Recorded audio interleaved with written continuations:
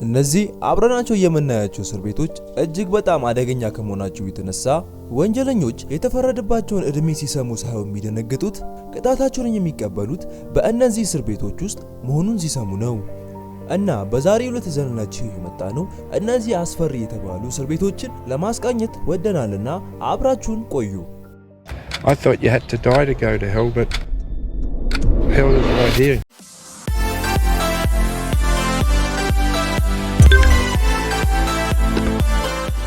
በአምስተኛ ደረጃ ላይ የምናገኘው በቬንዙዌላ ላይ የሚገኘው ላባሴኔታ የተባለው እስር ቤት ሲሆን ይህ አደገኛ እስር ቤት በውስጡ ባሉ የጋንግ ቡድኖች ግድያና ወንጀል መብዛት የተነሳ ጠባቂዎቹ ለህይወታቸው በመፍራት ያለ ህግ እንዲኖሩ ትቷቸው ነበረ። ታዲያ በቬንዙዌላ ማራኪቦ ውስጥ የሚገኘው እስር ቤት ሲሰራ ታቅዶ የነበረው እስር ቤት 15000 እስረኞችን ብቻ እንዲይዝ ተደርጎ የተሰራ ቢሆንም ነገር ግን እስር ቤቱ ከ30000 በላይ የሆኑ እስረኞችን በውስጡ ይይዝ ነበር። ታዲያም በዚህም ምክንያት አንዳንድ ክፍሎች በሚኖራቸው ጥበት የተነሳ እስረኞች አንሶላቸውን ከጥግ እስከ ጥግ ብረት ላይ ወጥረው ለመተኛት ይገደዱ ነበር። እስር ቤቱ መተፋፈኛ ስለሌለው ገንዘብ ያላቸው እስረኞች ለእስር ቤቱ ኃላፊ ለሆነው ጉቦ በመስጠት የሚተኙበት ክፍል እንደሚመቻችላቸው ይናገሩ ነበር። በዚህ እስር ቤቶች ውስጥ በየጊዜው የሚነሱ የጋንግ ግጭቶች የተነሳ በርካታ እስረኞች እንደሚሞቱም ይነገራል። ለመረጃ ያክል በ1994 ጃንዋሪ ላይ በተከሰተ ግጭት የ108 ታሳሪዎች ህይወት ሲያልፍ በቀጣዩ ዓመት ደግሞ በተፈጠረው ዘግናኝ እልቂት 196 ታራሚዎች ህይወታቸውን ሲያጡ 624 የሚሆኑት ደግሞ ከባድ ጉዳት አጋጥሟቸው እንደነበረ ይዘገባል። በመጨረሻም በዚህ እስር ቤት ውስጥ በ2013 በተከሰተ ግጭት የ69 ታራሚዎች ህይወት በማለፉ በተደረገው ከፍተኛ ጉትጎታ እስር ቤቱ ወይም ማረሚያው ሊዘጋ ችሏል። አራተኛ ፓያታክ ፕሪዝን። ፓያታክ በሩሲያ የሚገኝ እጅግ አደገኛ የሆነ እስር ቤት ሲሆን በአንድ ወቅት ለእስር ቤቱ ዋና ጠባቂ ቃለ መጠይቅ ሲደረግለት እንደዚህ ተብሎ ተጠይቆ ነበረ። የዚህና የሌሎች እስር ቤቶች ልዩነታቸው ምንድነው ብሎ ጠይቆት ነበር። እሱም በሌሎች እስር ቤት ጭላንጭል የምታክል ተስፋ ይኖራቸዋል ብሎ ነበር። በፓያታክ እስር ቤት ግን ጭላንጭል ተስፋ የሚባል ነገር የለም በማለት ገልጾታል። ጨለማ ብቻ ነው፣ በቃ እዛ ተስፋ የሚባል ነገር የለም። ታዲያ ይህ እስር ቤት እስረኞችን በማሰቃየት አሊያም በመቀጥቀጥ አይደለም የሚታወቀው። እስረኞችን ከልክ ባለፈ የብቸኝነት ቆይታ የታራሚዎችን አይምሮ በማሳት የአይምሮ በሽተኛ እንዲሆኑ በማድረግ ነው። ታዲያ እስር ቤቱ በሩሲያ ውስጥ በሚገኝ በውሃዎች የተከበበች ደሴት መሃል ውስጥ ሲሆን ወደ እስር ቤቱ ለመሄድም ሆነ ለመመለስ ብቸኛው አማራጭ ጀልባን መጠቀም እንደሆነ ይናገራሉ። በዚህ በሁሉም ነገር የተገለለ እስር ቤት ውስጥ የሚታሰሩት የሞት ፍርደኞች ብቻ ሲሆኑ በእያንዳንዱ ክፍልም 2 ታራሚዎች ብቻ ነው የሚታሰረው። ከነዚህ ጠባብ ክፍሎች ውስጥ በቀን ለ2 ሰዓት ብቻ እንዲወጡ የሚፈቀድላቸው ሲሆን የቀረውን 22 ሰዓቶች በዛች ጠባብ ክፍል ውስጥ እንዲያሳልፉ ይገደዳሉ። ታዲያ በዚህ አሰቃቂ እስር ቤት ውስጥ በማንኛውም ጥፋት ውስጥ የተገኘ እስረኛ ቅጣቱም ለ6 ወር ከማንም ጋር የማይገናኙበትና ተዘግቶ የሚቆይ ማቆያ ውስጥ ይገባሉ። በዚህም ምክንያት አብዛኛዎቹ እስረኞች በአይምሮ በሽታ የሚጠቁ ሲሆን አንዳንዶቹ ደግሞ ከነጭራሹ አይምሯቸውን ይስታሉ።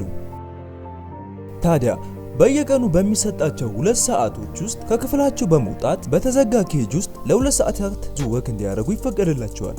ታዲያ ይህ እስር ቤት አሁንም ድረስ አገልግሎት እየሰጠ ያለ እስር ቤት ሲሆን ከዚህ እስር ቤት አንድም ታራሚ አምልጦ አያውቅም። ሶስተኛ ፔኒቴንሸሪ ኦፍ ሜክሲኮ። ይህ እስር ቤት በውስጡ በ3 ደረጃዎች የተከፋፈለ ሲሆን እንደ ታሳሪው አደገኛነት ደረጃ 2፣ ደረጃ 5 እና 6 እየተባለ ይጠራል። ከነዚህም ውስጥ እጅግ አደገኞቹ የሞት ፍርድ የተፈረደባቸው እስረኞች ሞታቸውን የሚጠባበቁትና በሌሎች እስረኞች ላይ ወይም የደህንነት አባል ላይ አደጋ እንዳያደርሱ ተብሎ የሚጠበቁ እስረኞች በደረጃ 6 ውስጥ የሚታሰሩ ሲሆን ታዲያ ለነዚህ እስረኞች ከፍተኛ የሚባል ጥበቃ የሚደረግላቸው ሲሆን ነገር ግን በዚህ ሁሉ ጥበቃና ክትትል ውስጥ ቢሆን እጅግ አስፈሪና አስደንጋጭ የሚባሉ ብጥብጦችን ቢነሱ እጅግ የተለመዱ ናቸው። ከሁሉም በላይ ግን ከበርካቶች አይምሮ የማይጠፋው ክስተት በ1980 የተፈጠረው የኒው ሜክሲኮ ብጥብጥ ዋነኛው ሲሆን በ1980 ፌብሩዋሪ 2 ባልተጠበቀ ሁኔታ የእስር ቤቱ የደረጃ 6 እስረኞች በተደራጀ ሁኔታ ባስነሱት ብጥብጥ እስር ቤቱን ሙሉ በሙሉ በቁጥጥራቸው ስር ማዋል ሲችሉ 12 የእስር ቤቱን ጥበቃ ሰራተኞች ሲያግቱ ከዚህ በፊት ለጥበቃ ሰራተኞቹ መረጃን አሳልፎ ሰጥተዋል ብሎ ያሰባቸውን እስረኞች ደግሞ በጭካኔ ገለዋቸዋል። ታዲያ በሰዓቱም በእጃቸው የያዛቸውን ጠባቂዎችን ከባድ ድብደባ ያደረሱባቸው ሲሆን አንዳንዶቹን ጠባቂዎች ደግሞ የጾታ ጥቃት እንዳደረሱባቸውም ተዘግቦም ይገኛል። ታዲያ የአካባቢ ፖሊስና የእስር ቤቱ ጠባቂዎች በመተባበር የታራሚዎቹ የ36 ሰዓታት የበላይነት ቆይታ በኋላ እስር ቤቱን ማስለቀቅ ችለዋል። በሂደቱ 33 እስረኞች ሲሞቱ ከ200 በላይ የሚገመቱት ደግሞ ከባድና ቀላል ጉዳት እንደደረሰባቸውም ይገመታል። ሁለተኛ ታድሙን እስር ቤት ሶሪያ በ1930 ከደማስቆ 2 ኪሎ ሜትር ርቃ የምትገኘው በረሃ ላይ በፈረንሳይ ሰዎች የተገነባው ይህ የምድራችን እጅግ አደገኛው እስር ቤት ለብዙ አስደንጋጭና ልብ ሰባሪ የታራሚዎች ታሪኮች መነሻ ሲሆን ለ2 ዓመታት በዚህ እስር ቤት ታራሚ የነበረ አንድ የፍልስጤም ዜጋ ሲናገር እስር ቤት ነው ብሎ መናገር ማሳመር ነው። ምክንያቱም በእስር ቤት ውስጥ አነሰም በዛም የሚከበርልህ መብት ይኖራል። በታድሙር ግን የሚኖርህ ስቃይና ሰቀቀን ነው የሚኖርክ በማለት ተናግሯል። ታዲያ እስር ቤቱ ለቁጥር የሚታክቱ የፖለቲከኞች እስረኞች የተገረፉበትና የተሰቃዩበት ከዛም አልፎም የተገደሉበት እንደሆነም ይነገራል። የምድር ሲኦል ብንለው ማጋነን አይሆንብንም። እስከ 50 የሚጠጉ ዶርሞች፣ 39 ትናንሽ ክፍሎች እና 19 ታሳሪዎች ለብቻቸው ተገለው የሚታሰሩበት ክፍሎች ያሉት ሲሆን ታዲያ የሁሉም ክፍሎች መስኮት በፍርግርግ ብረቶች የተዘጋ ሲሆን ጠባቂዎቹ ሙሉ ለሙሉ የዶርሙን ክፍል እንዲያዩት ተደርጎ ነው የተሰራው። ስለዚህም በማንኛውም ሰዓት ታራሚዎቹ በማንኛውም ሰዓት አንገታቸውን ቀና አድርጎ ከታዩ ከባድ ቅጣት ይከተላቸው ነበር። ታዲያ እስረኞቹ እርስ በርሳቸውም ሆነ የጠባቂዎችን ፊት ቀና ብሎ ማየት ፍጹም የተከለከለ ነው።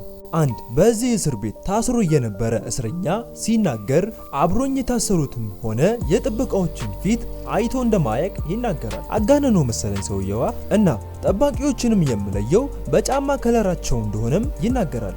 በታሰርኩበት ሰዓት ጥቁር ጫማ ያደረገ የነበረው ጠባቂ መልካም ሰው እንደነበረም አስተውላለሁ በማለት ይናገራል። አብዛኛዎቹ ከዚህ እስር ቤት የሚወጡ ታራሚዎች ሰውን ቀና ብሎ ለማየት በጣም ብዙ ጊዜያቶችን እንደሚፈጅባቸውም ይናገራሉ። ታዲያ በታድሙር እስር ቤት ድብደባና ስቃይ የዕለት ጉዳይ ሲሆን ድብደባና ስቃዩ የሚጀምረው ገና በመጀመሪያው ቀን ነው። የመቀበያ ፓርቲ ብሎ የሚጠሩትና ታራሚዎቹ ወደ እስር ቤቱ ተመድበው ሲመጡ ከመጡበት ባስ እያስወረዱ እያንዳንዳቸውን እግራቸውንና ሰውነታቸውን ከ200 እስከ 400 ባላነሰ ምቶች ያለ ርህራሄ ይቀጠቅጣቸዋል። ታዲያ በዚህ አሰቃቂ ድርጊትም አብዛኛዎቹም በዚህ እስር ቤት ያሉ ታራሚዎች በመጀመሪያ የእስር ቤት ቆይታቸው በደም ረጥበውና ቁስል በቁስል ሆነው መታየት የተለመደ ነገር ነው። በዚህም ጥቂት የማይባሉ እስረኞች እዛው ወድቆ ህይወታቸውን የሚያጡ ሲሆን ታዲያ በዚህ እስር ቤት ማንኛውንም እስረኛ ለመግደል ያልተጻፈ መብት አላቸው። ይህ ነገር ግን እስር ቤት ነው። በታድሙር ታስሮ የነበረ አንድ እስረኛ ሲናገር የታድሙር ጠባቂዎች ጭካኔ ከምታስቡት በላይ ነው። አንድ ቀን የታድሙር ጠባቂ ቀኑ ደብሮት ስለነበር ወደ አንድ ክፍል በመግባት 2 እስረኞችን በማስነሳት አንድን ሌላ እስረኛ እጅና እግሩን በመያዝ ወደ ላይ እንዲወረውሩት በመንገርና ወደ ላይ ወጥቶ ሲመለስ ግን ማናቸውም ሰው እሱን ለመያዝ እንዳይሞክር ትዕዛዝ ያስተላልፋል። እንደተባሉትም ወደ ላይ ወረወሩት። ነገር ግን ከላይ ተመልሶ ሊወድቅ ሲል መጨከን ያቃተው አንድ እስረኛ በእጆቹ ይዞት ያተርፈዋል። ታዲያ በዚህ ድፍረቱ የተናደደው ጥበቃም ትዕዛዙን የተላለፈውን እስረኛን ጭንቅላቱን ይመተዋል። በሚያሳዝን ሁኔታም እስረኛው ከወር በኋላ ሕይወቱ ሊያልፍ ችሏል ሲል ተናግሮ ነበር። ታዲያ ይህ የምድር ሲኦል የሆነ እስር ቤት ISIS ሶሪያን በተቆጣጠረ ጊዜ በውስጡ የነበሩትን ክፍሎች በሙሉ ፎቶ በማንሳት ሙሉ በሙሉ በፈንጅ አፈራርሶታል። በአንደኛ ደረጃ ላይ የምናገኘው በብዙዎች ዘንድ እውቅና ያለው የዓለማችን እጅግ አደገኛ የሆነው እስር ቤት ጓንታናሞን ነው። ይህ በዓለማችን በዲሞክራሲ አንደኛ በሆነችው በአሜሪካ ባለቤትነት በኩባ ውስጥ የተገነባው እስር ቤት ለበርካቶች ቅዠት መሆኑን አሁንም ድረስ ቀጥለዋል። ካምፑ የተገነባው በ2001 ሴፕቴምበር ላይ በአሜሪካ በደረሰው በሽብር ጥቃት መነሻነት በጊዜው በነበሩት ፕሬዝዳንት በጆርጅ ቡሽ ሐሳብ አመንጪነት ሲሆን ታዲያ ሐሳቡም የነበረው ሽብርተኞችን ለመዋጋት የሚያገለግል የአሜሪካም ሆነ የዓለም አቀፍ ሕጎች የማይተገበሩበት የሆነ ራሱን በራሱን የሚያስተዳድር ማረሚያ ቤት ማቋቋም ነበር። ታዲያ ጓንታናሞ ውስጥ ሰብአዊ መብት ብሎ ነገር የለም። በእስር ቤቱ እስረኞች በጣም አሰቃቂ በሚባል አያያዝ እንዲሁም ስቃይ፣ ድብደባና የተለያዩ የቅጣት መንገዶች የተለመዱ ናቸው።